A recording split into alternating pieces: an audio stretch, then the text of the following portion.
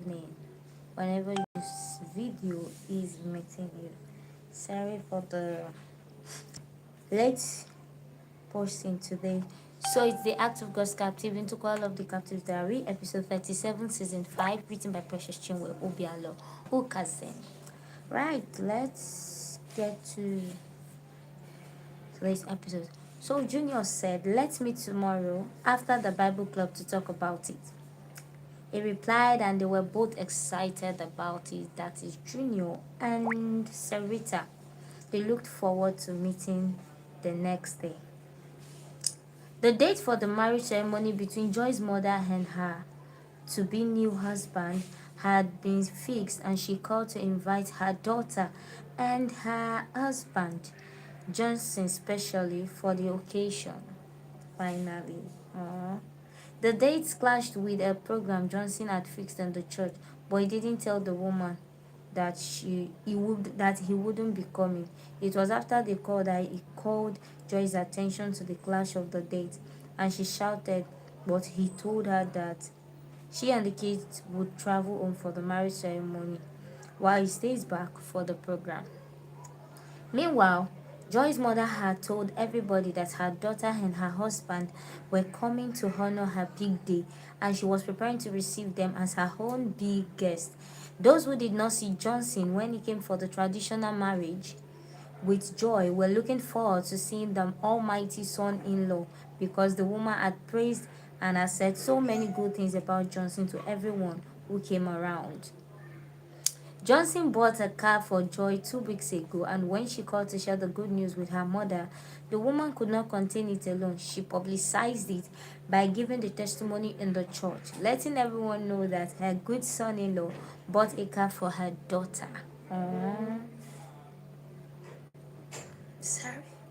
This made people in the village to start seeing her differently and respecting her more, because after hearing that testimony and even judging from the way she was looking all fresh and the things she came back with when she returned from Omugo as baby care, the stories that started making round in the village was that her son-in-law is a very rich man.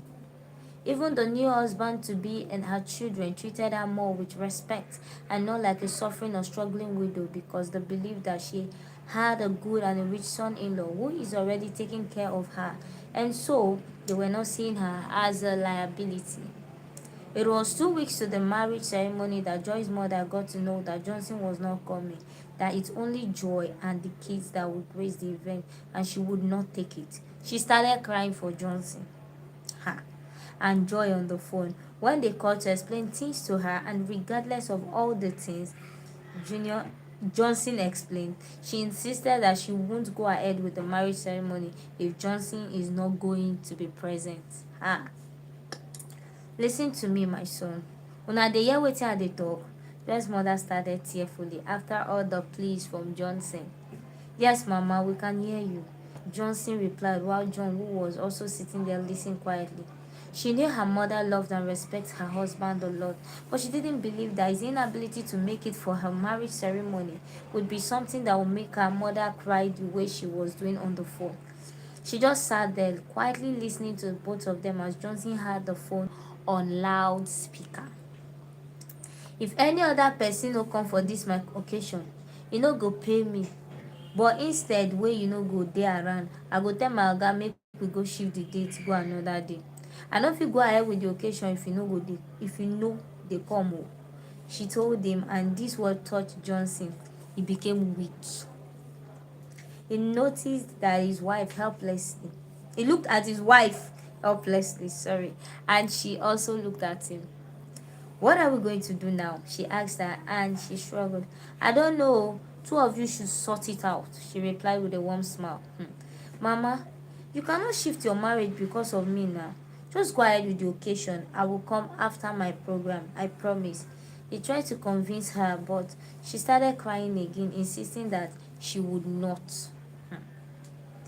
Ha! The surprised Johnson exclaimed when she heard her crying again. Joy, who did not like her mother's reaction, collected the phone from him and tried to talk to her mother in their Igala dialect. But the woman shunned her and would not listen to anything she had to say. Don't talk to me and don't even tell me that thing. Why will my own things be different? I go to other people's events and see how their children with their spouses and their children traveled home to celebrate with them, but my own is different. If your husband is not coming with you, who again do I have to show forth on my big day? And you are there telling me nonsense. You can as well stay back. Let me know that I don't have anyone. Since you cannot convince your husband to come with you, you should not bother coming.